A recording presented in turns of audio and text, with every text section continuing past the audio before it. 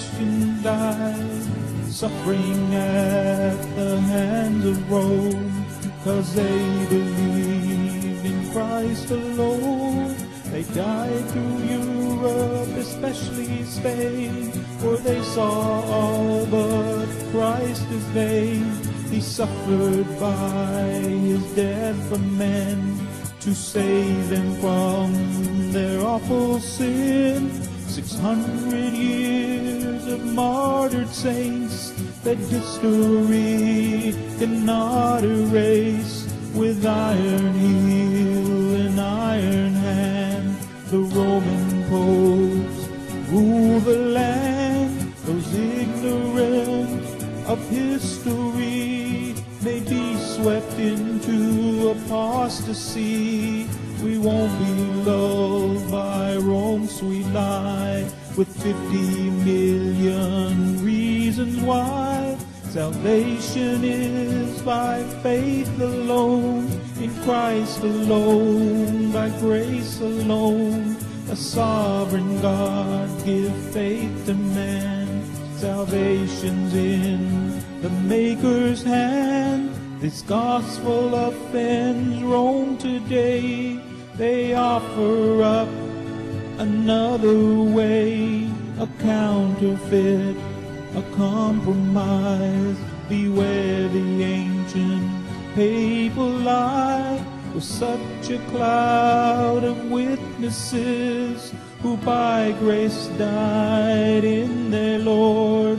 Recall their memory to say, by the same faith we live today. Good evening.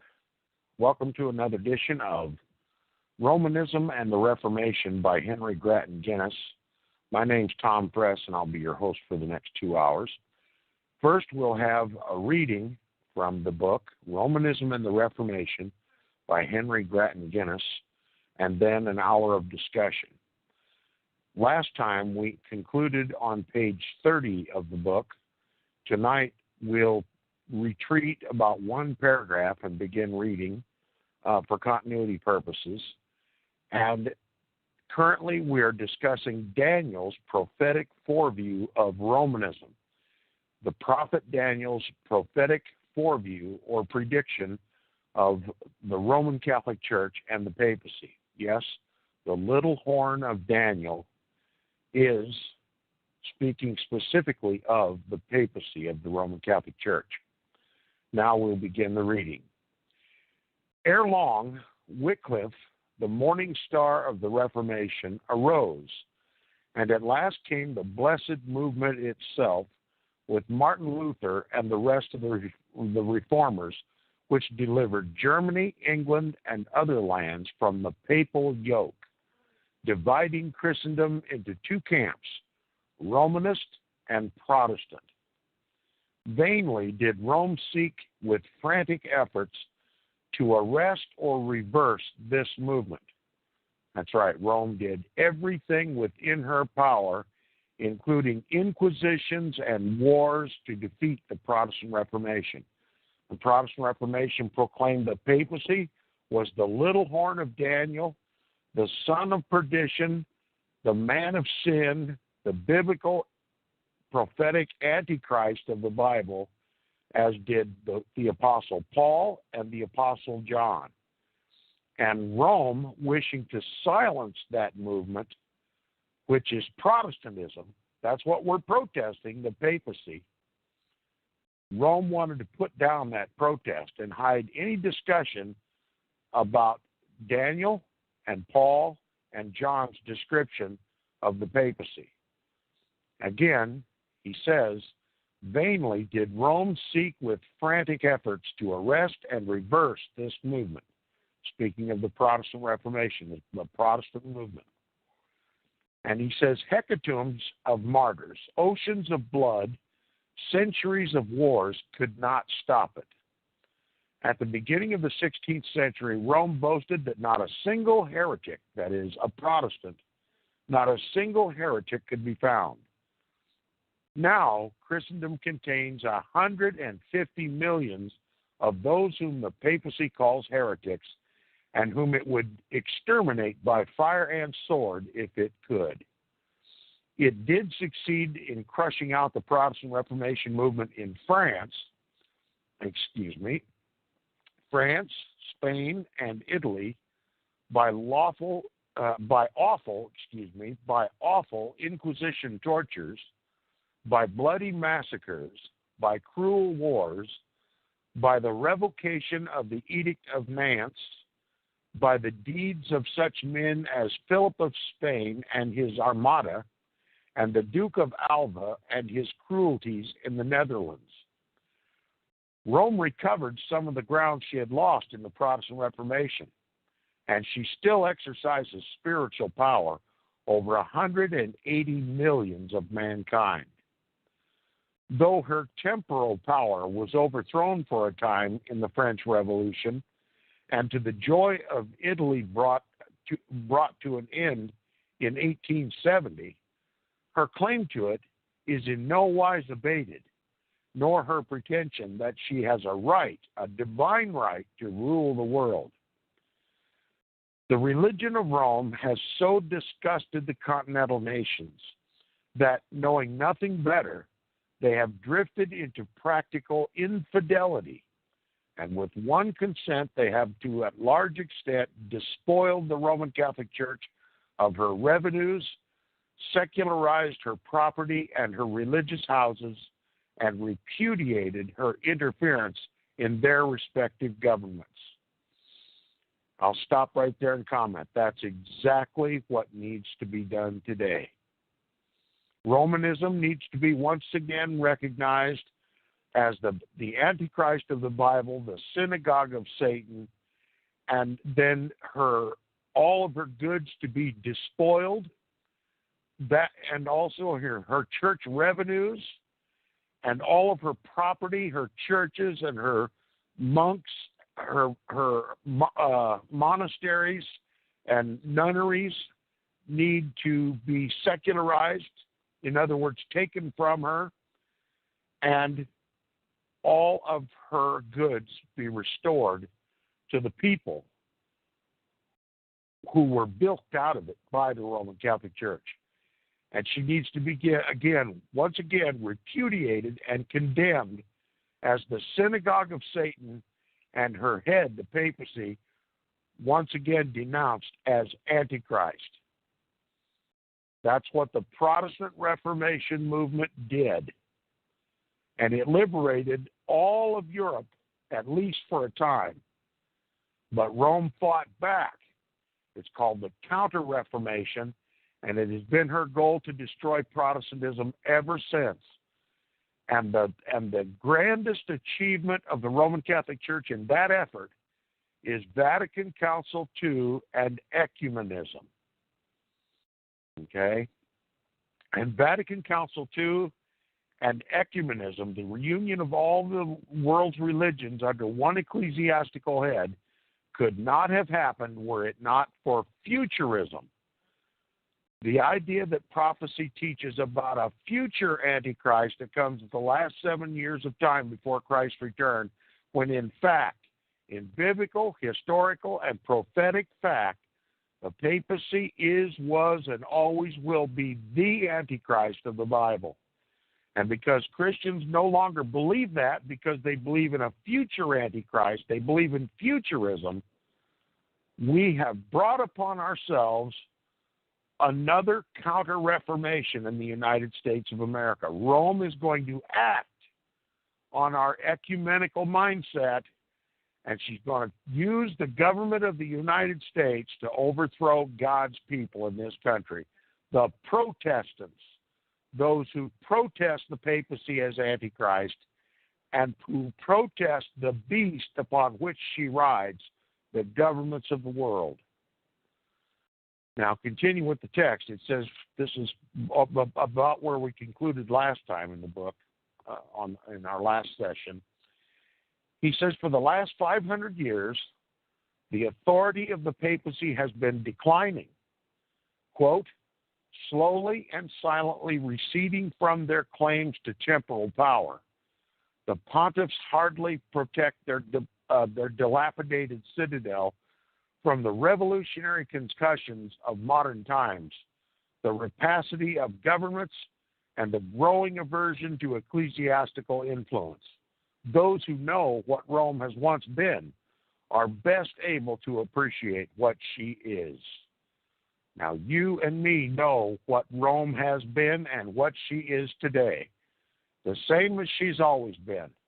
The scarlet harlot of Revelation chapter 17. Continuing now, he says, those who have seen the thunderbolt of the hands of the Gregories and the innocents will hardly be intimidated at the sallies of decrepitude, the impotent dart of Priam amid the crackling ruins of Troy, unquote. So wrote Henry Hallam in the early part of this century. And while the fall of the temporal power has since taken place and carried to low water mark that steady ebb tide of papal influence which he alleges, yet there has been during the last half century a revival of Romish influence in Protestant nations, which Hallam probably did not expect. And I expect that most Protestants did not expect it. And now Romanism has grown to the same power and influence in the world today that it had in the Dark Ages, okay, in the old world order. And I want to reiterate, as monotonous and redundant as it is, I want to remind you once again, the New World Order is simply the old world order restored. There's nothing new about it at all. And we can vividly recognize what's happening in the world today as being consistent with what Rome did in the old world order. This New World Order should not be a mystery to anybody who has a competent understanding of history and the Bible, particularly prophecies. And particularly this prophecy of Daniel about the Roman Catholic Church, the little horn of Daniel. Now he concludes here with this paragraph. He says, I must not pause to estimate the causes or the importance of this revival here, but shall have occasion to allude to it again later on. Let me now propose to you a puzzle. It is to condense into some brief, simple sentences which could be read in a few minutes, an accurate, comprehensive, graphic summary of the 1,300 years of papal history. Hallam's History of Latin Christianity is here on the table. It occupies 9 octavo volumes and would take weeks to read. Ranke's History of the Popes is in 3 volumes and does not cover the whole subject. De Bigny's History of the Reformation is in 5 volumes and takes up only 1 episode of the long story. The papacy has existed for 13 centuries, has had to do with 40 or 50 generations of mankind in all the countries of Christendom. Its history is consequently extremely complicated and various. It embraces both secular and ecclesiastical matters. Why? Let me ask the question. Why does it embrace and concern both secular and ecclesiastical matters? That is, worldly matters or civil matters and ecclesiastical or church matters? Because in the old world order, church and state were united. So in order to understand anything about the ecclesiastical authority of the Roman Catholic Church, you have to understand its secular authority. And history is literally dripping with example after example after example of how the kings of the earth kowtowed to the papacy and did the church's bidding. And it led to slaughters of hundreds of millions of God's people. Again, he says, it embraces both secular, that is state, and ecclesiastical, that is church, matters, and has more or less to do with all that has happened in Europe since the fall of the old Roman Empire. The time is long, the sphere is vast, the story exceedingly complex. I want to tell it all, in outline at least, in a narrative that you can read in less than 5 minutes or write in 10. You must bring in every point of importance, the time and the circumstances of the origin of the papacy, its moral character, its political relations, its geographical seat, its self-exalting utterances and acts, its temporal sovereignty, and a comparison of the extent of its dominions with those of the other kingdoms of Europe, its blasphemous pretensions, its cruel and long-continued persecutions of God's people, the duration of its dominion, its present decay, and the judgments that have overtaken it. And you must moreover add what you think its end is likely to be, and explain the relations of the whole story to the revealed plan of divine providence. You must get all this in, not in the dry style of an annual time summary of the events of the year, but in an interesting, vivid, picturesque style that will impress the facts on the memory, so that to forget them shall be impossible. Can you do it? I might safely offer a prize of any amount to the person who can solve this puzzle and write this story as I have described. But hard, even impossible as it would be for you to do this, even if you perfectly knew the history of the last 13 centuries, how infinitely impossible it would be if that history lay in the unknown and unscrutable future instead of in the past and the present. Now, I want to stop and tell you that right here on page 33 of this book, Henry Grattan Guinness has just launched the first attack against futurism,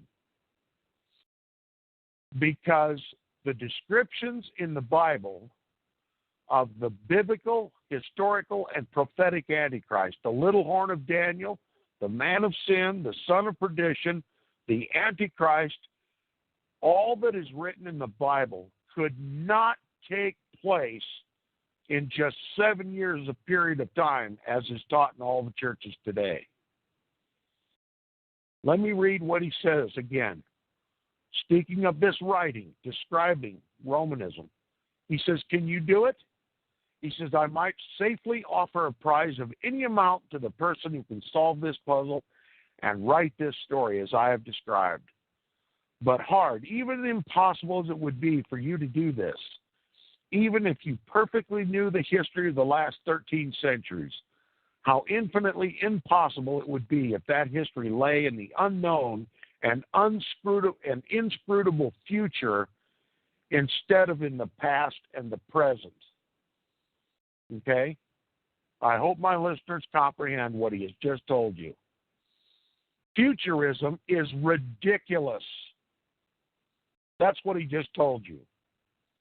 Futurism is impossible. Okay? It's just ridiculous.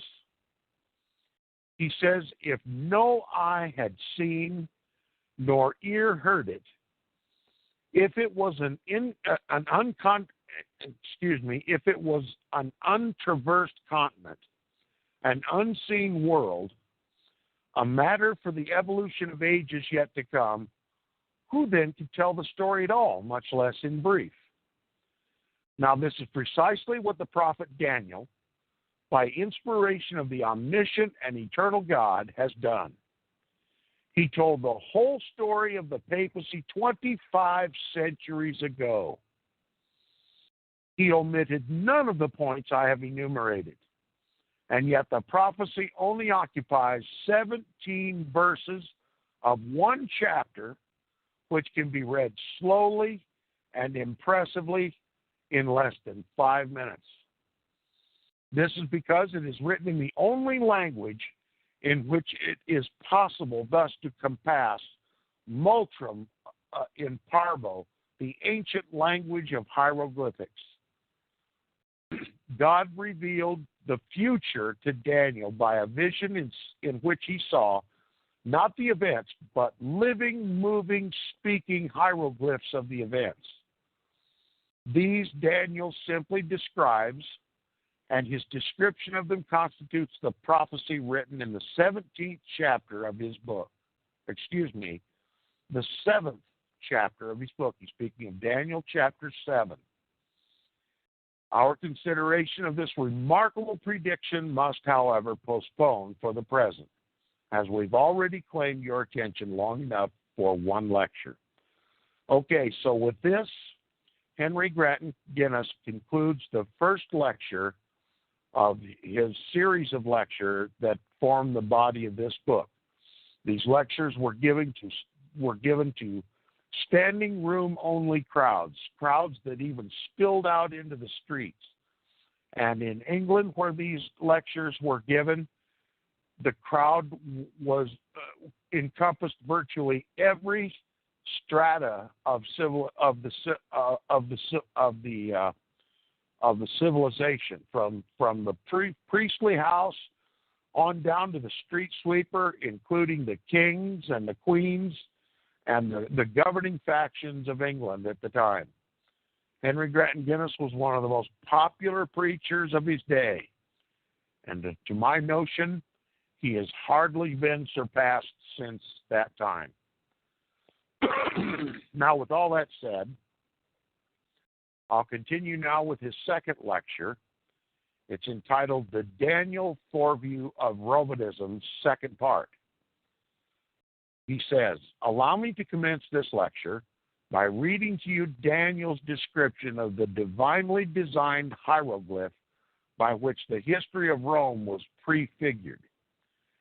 He has previously described the hieroglyphs of the Babylonian, Persian, and Grecian empires, and then he says, quote, after this I saw in the night visions, and behold a fourth beast, dreadful and terrible, and strong exceedingly, and it had great iron teeth. It devoured and brake in pieces, and stamped the residue with the feet of it. And it was diverse from all the beasts that were before it, and it had 10 horns. I considered the horns, and behold, there came up among them another little horn, before whom there were 3 of the first horns plucked up by the roots. And behold, in this horn were eyes, like the eyes of a man, and a mouth speaking great things. I beheld until the thrones were cast down, and the Ancient of Days did sit, whose garment was white as snow, and the hair of his head like the pure wool. His throne was like a fiery furnace, a fiery flame, and his wheels were burning fire. A fiery stream issued and came forth from before him. Thousands ministered unto him, and 10,000 times 10,000 stood before him. The judgment was set, and the books were opened. I beheld then, because of the voice of the great words which the horn spake, quote, I beheld even till the beast was slain, and his body destroyed, and given to the burning flame. As concerning the rest of the beasts, they had their dominion taken away, yet their lives were prolonged for a season and a time. I came near to one of them that stood by and asked him to tell the truth of all this. So he told me and made me know the interpretation of the things. These great beasts which are 4 kings, which shall arise out of the earth. But the saints of the Most High shall take the kingdom and possess the kingdom forever, even forever and ever.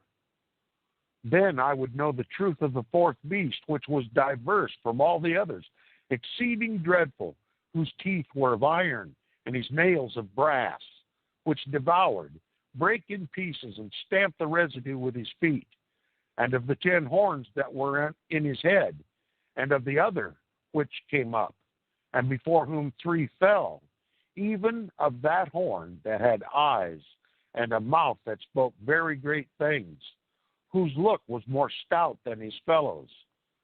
I beheld, and the same horn made war with the saints, and prevailed against them, until the Ancient of Days came, and judgment was given to the saints of the Most High. And the time came that the saints possessed the kingdom. Thus he said, the fourth beast shall be the fourth kingdom upon the earth, which shall be diverse from all kingdoms, and shall devour the whole earth, and shall tread it down and break it in pieces. And the 10 horns out of this kingdom are 10 kings that shall arise. And another shall rise after them, and he shall be diverse from the first, and he shall subdue 3 kings. And he shall speak great words against the Most High, and shall wear out the saints of the Most High, and think to change times and laws. And they shall be given into his hand until a time and times and dividing of time. But the judgment shall sit, and they shall take away his dominion, to consume and to destroy it unto the end. And the kingdom and dominion and the greatness of the kingdom under the whole heaven shall be given to the people of the saints of the Most High, whose kingdom is an everlasting kingdom, and all dominions shall serve and obey him." Unquote. In these verses, you have the entire story of the papacy. And what is more, you have its future as well as its past, the judgment of God as to its moral character and deserts. And how vivid the coloring, how graphic the picture. I wish I could paint, or even better still, display in action before your eyes such a dreadful and terrible and exceedingly strong wild beast, with its brazen claws and iron teeth and ravening, ferocious nature, with its 10 horns and its strange head-like little horn, able to see and speak and blaspheme the Almighty, so as at last to bring down destruction on the beast itself. I wish I could let you watch it, rending and tearing its enemies, breaking their bones in pieces, devouring their flesh in a wanton, fierce ferocity, stamping on and trampling with its brazen clawed feet what it cannot consume. If you had learned the ABC of the language of hieroglyphs, you would at once recognize that such creatures as this are figures of godless empires, kingdoms which are brutal in their ignorance of God, in their absence of self-control, in their bestial instincts, which love bloodshed and are reckless of human agony, selfish, terrible, cruel, and mighty. They represent and recall proud military heroes like Julius Caesar, who trampled down all that opposed them, cruel despots who oppressed their fellows, reckless conquerors like Tamerlane and Napoleon, to whom the slaughter of millions of mankind was a matter of no moment. This is the genetic signification of all such hieroglyphs. But we are not left to guess the meaning and application of this particular monster. The symbol has a divine interpretation. Quote, "The fourth beast," we read, "shall be the fourth kingdom upon the earth," unquote. That, beyond all question, was Rome, as all historians agree, the fourth and last of the great universal empires of antiquity. The monster represents Rome, her whole existence as a supreme or ruling power after the fall of the Greek or the Macedonian beast before her attacks of BC 197. It represents, therefore, the history of Rome for over 2,000 years in the past and on into a time still future. For be it well noted, this beast ravages and rules, and his characteristic little horn blasphemes and boasts, right up to the point when empires like to wild beasts come to an end. And quote, the Son of Man and the saints of the Most High take the kingdom and possess it forever, unquote. In other words, this Roman beast, the papacy, is going to rule this world and trample God's people until Christ returns. For nearly 2,000 years, Rome has fulfilled her prophetic foreview as seen by the prophet Daniel in the Bible. And if you're looking for a future Antichrist, you have been deceived.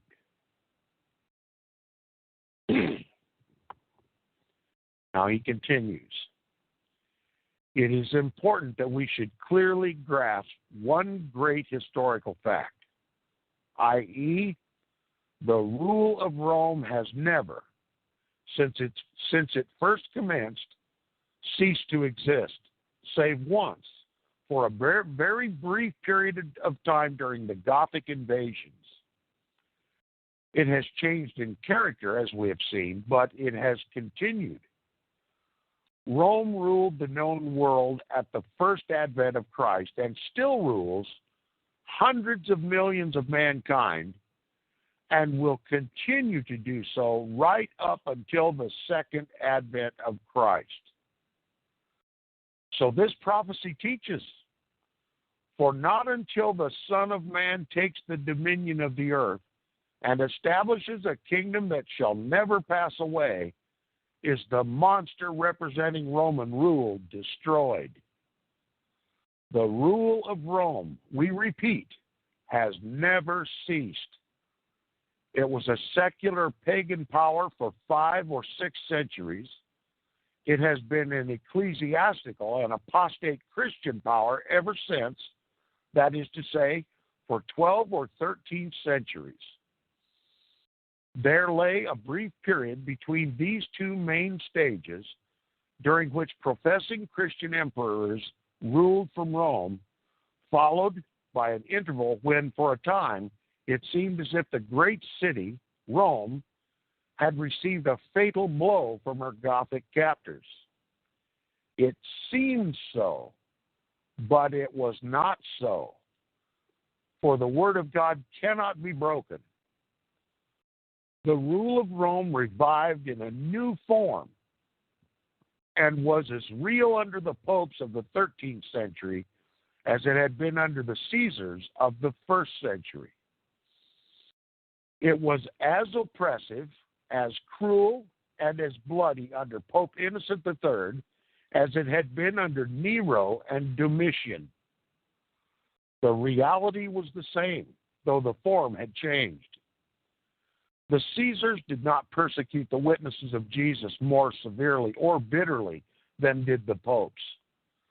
Diocletian did not destroy the saints or oppose the gospel more than did the Inquisition of papal days. Rome is one and the same all through, both locally and morally. One dreadful wild beast represents her, though the symbol, like the history it prefigures, has 2 parts. There was the undivided stage, and there has been the tenfold stage. The one is Rome pagan, the other Rome papal. The one is the old empire, the other the modern pontificate. The one is the empire of the Caesars, the other is the Roman papacy. I speak broadly, omitting all detail for the present. We shall find more of that when we come by and by to John's later foreview. Daniel's was a distant view in the days of Belshazzar, too distant altogether for detail. No artist paints the sheep on the hillside if the hill be 50 miles off. He may sketch its bold outline, but he omits minor detail. So Daniel's distant foreview, dating from about 2,500 years ago, shows the two great sections of Roman history, the undivided military empire, followed by the commonwealth of papal Christendom, the latter as truly Latin in the character as the former. And he shows the end of Rome at the second advent of Christ. But he refrains from encumbering his striking sketch with confusing political details. He does not fail, however, to delineate fully the moral and religious features of the power ruling from Rome during the second half of the story. The power symbolized by the proud, intelligent, blasphemous head-like little horn of the Roman beast. To this he devotes, on the contrary, the greater part of the prophecy. And I must ask you now carefully to note the various points that prove this horn to be a marvelous prophetic symbol or hieroglyph of the Roman papacy, fitting it as one of Chubb's keys fits the lock for which it was made, perfectly and in every part, while it refuses absolutely to adopt itself to any other. That's Henry Grattan Guinness' eloquent way of telling you it's the papacy, and it can't be anybody else. And I will add to it this. Would Christ have any of us, would God have any of us to be confused about who our Messiah is, Jesus Christ? Are not the Scriptures vividly portrayal of Christ thousands of years before he ever came? How could we miss him when it quotes the very words that he would say upon the cross as he was being crucified? And our God does not deal treacherously with his people. The Bible clearly describes Jesus, how he would be born into the world of a virgin, how he would preach and teach and eventually be slain by his own brethren. Those prophecies were fulfilled in Jesus. There was no room to forget. And even Daniel's prophecy in Daniel chapter 9, gave no room for error as to the very date of his arrival. He predicted 490 years until the destruction of Jerusalem.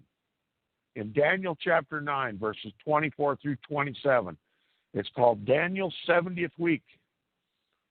It heralds the arrival of the Messiah.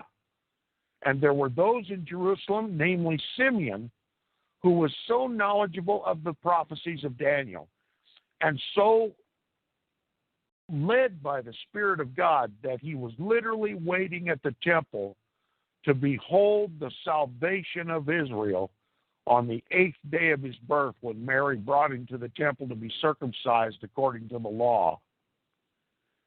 That's just how perfect Daniel's prophecy was of the coming of Jesus Christ. Now, who in his right mind would doubt that God would be just as descriptive about Christ's counterfeit? Why would God be so concerned about us knowing who the Christ is and then caring nothing for our understanding about who the deceiver is? And as we continue to read and discuss this book, you'll discover God does not deal treacherously with his people. And just as much as he wants us to know who our Savior is, he wants us to know who the Antichrist is. And that's why Daniel's foreview of the papacy is so vivid, so spot on, so historically perfect in that description, that there's just no other candidate for the Antichrist but the papacy. Just as there is no candidate for the role played by Jesus Christ, no confusion there, there can be no confusion about his counterpart. And all the churches today teach confusion. They want you to be confused about who Antichrist is. They prefer you not even talk about the Antichrist and the prophecies because they're divisive. What is their agenda? Clearly that you be confused also about who the Christ is and eventually receive the Antichrist as Christ in the world. That's the New World Order. It's simply the restoration of the old world order. When the papacy was known as the vicar of Christ on this earth, the replacement of Jesus Christ on earth, the blasphemer. That's Rome's entire agenda. That's been her agenda since the very beginning. And the papacy is a perfect fulfillment of Daniel's foreview of the Antichrist. And there is no other. There's no other candidate. We cannot get this wrong. God made it too simple, too vivid, too undeniable. And God has blessed you if you comprehend this. Now we'll continue. The last paragraph on page 41, if you're following along, it says, the main points in the nature, character, and actings of this quote-unquote little horn, which we must note in order to discover the power intended, are these. Number one, its place within the body of the Fourth Empire.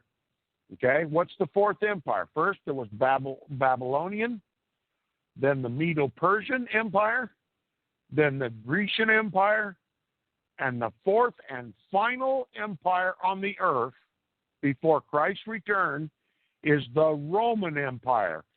And it was already up and running before Jesus Christ was born. That's why Jesus said, these are the last days. Okay? And he also said, behold, the kingdom of God is at hand. What was he saying? Simply reach out and touch me. I am the kingdom. I am the one that's going to defeat this fourth kingdom, this Roman kingdom. But this kingdom that now reigns over the earth, over Jerusalem and over Israel, and who will eventually put me to death on the cross, will continue to rule on the earth and persecute my sons and daughters until I return in wrath to destroy her. So don't think for a minute that this fourth and final empire is not still in control, just as much control or even more control than Rome had during the life of Jesus Christ in Jerusalem. Number one, its place within the body of the Fourth Empire. That's where Antichrist is going to come from the body of the Fourth Empire, the Roman Empire. First, there was pagan Roman Empire, then papal Roman Empire, but it's always been Roman Empire. The United States is as much a fiefdom of the Roman Empire as was Germany, France, and Spain during the Old World Order. I want you to comprehend this. It's going to take a little bit of unlearning before you can comprehend what Daniel says. Now, number two, the period of its origin. Soon after the division of the Roman territory into 10 kingdoms, okay? We're talking about that period of time after the old pagan Roman Empire fell. It broke up into 10 kingdoms. And then after the establishment of those 10 kingdoms, then the papacy stood up in the power vacuum that was left when the Roman Caesar left Rome and went to Constantinople, Emperor Constantine. That's when the old pagan Roman Empire became the new papal Roman Empire. Now, number three, its nature. Different from the other kingdoms, though in some respects like them. It was a horn, but with eyes and a mouth. It would be a kingdom like the rest, a monarchy, but its kings would be overseers or bishops and prophets. Okay? What's its nature? It's different from all the other kingdoms. Why? Because it's not just a secular power, people. It's an ecclesiastical power, too. That's what makes it different from all the other kingdoms before it. It's what history calls the Holy Roman Empire, the Papal Roman Empire. And trust me, there is not now, nor has there ever been, nor will there ever be anything holy about it. It is as unholy as you can possibly get. It is the kingdom of Antichrist. That is its nature. Number 4, its moral character. Boastful and blasphemous. Great words spoken against the Most High. And I'll only give you one example. The papacy demands that the world calls him Holy Father. You can't get more blasphemous than that. His official title in his bishop's mitre is Vicar of Christ. That is, replacement of Christ. That's what it means. Can't get more blasphemous than that. Number 5, it's lawlessness. It would claim authority over times and laws. The papacy does away with the 10 Commandments of God. If I had the time, I would describe to you count by count how the papacy, how the Roman Catholic Church institutionally teaches against the 10 Commandments of God, violates every single one of them as a matter of Roman Catholic canon law. Okay? It is lawless. And it changes God's law or does away with them altogether. And it also changes times. And one of the most defining characteristics of the Papal Roman Empire is that it changed the Sabbath from the 7th day to the first day of the week. Sunday, throughout all history, has only been celebrated and venerated by the heathen pagan nations of the world. And Rome adopted it as the Christian Sabbath, doing away with the 4th commandment altogether. That's a matter of official recorded history. In 321 AD, Emperor Constantine changed the solemnity of Sabbath to Sunday. That's officially recorded in history. It's not to be disputed. His lawlessness. He would claim authority over times and laws. Prophecy fulfilled. Number 6, its opposition to the saints. It would be a persecuting power, and that for so long a period that it would wear out the saints of the Most High, who would be given into its hand for a time. History is dripping with the blood of the saints and the martyrs of Jesus, and Rome has made herself drunk with that blood. Number 7, its duration.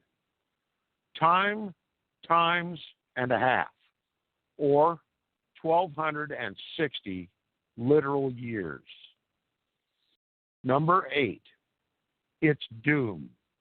It would suffer the loss of its dominion before it was itself destroyed. Quote, they shall take away its dominion to consume and destroy it to the end.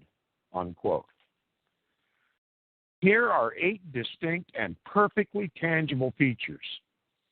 If they all meet in one great reality, if we find them all characterizing one and the same power, can we question that that is the power intended?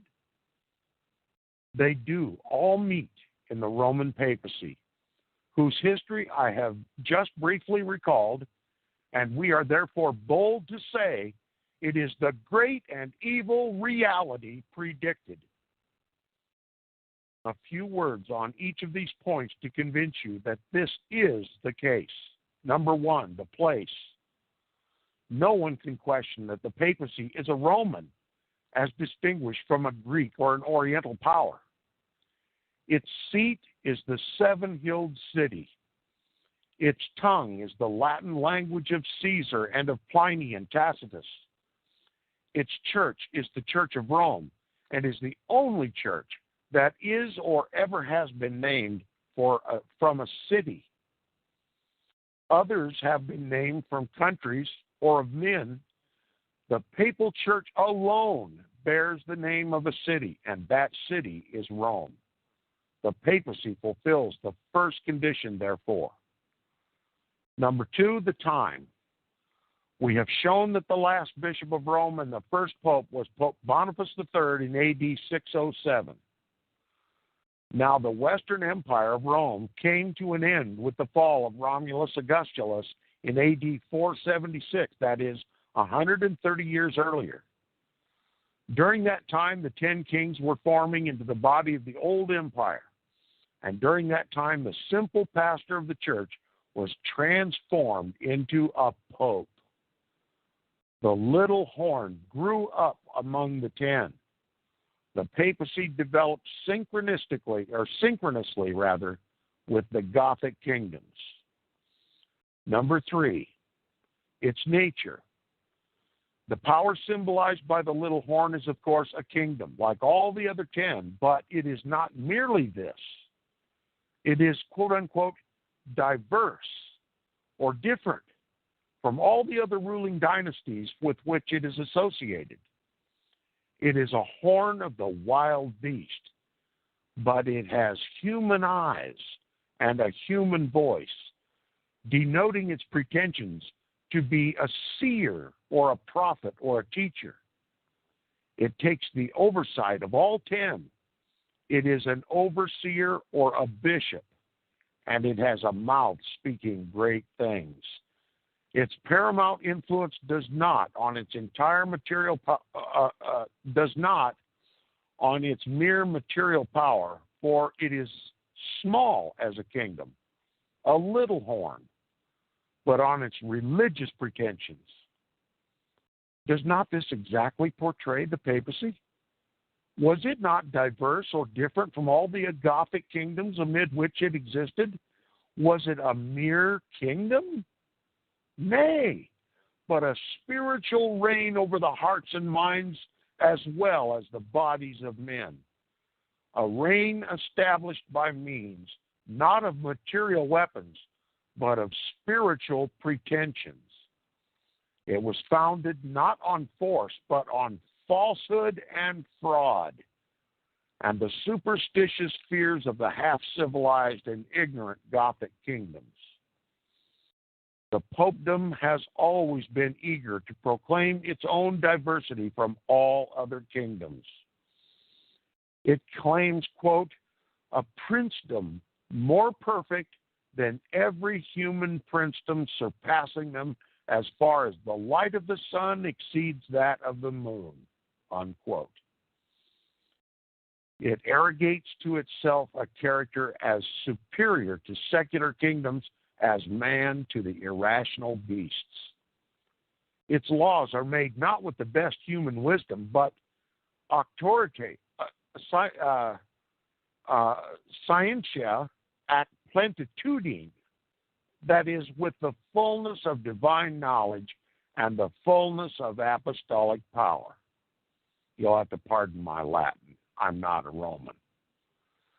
Now he says, is not the papacy sufficiently diverse from all the rest of the kingdoms of Western Europe to identify it as the little horn?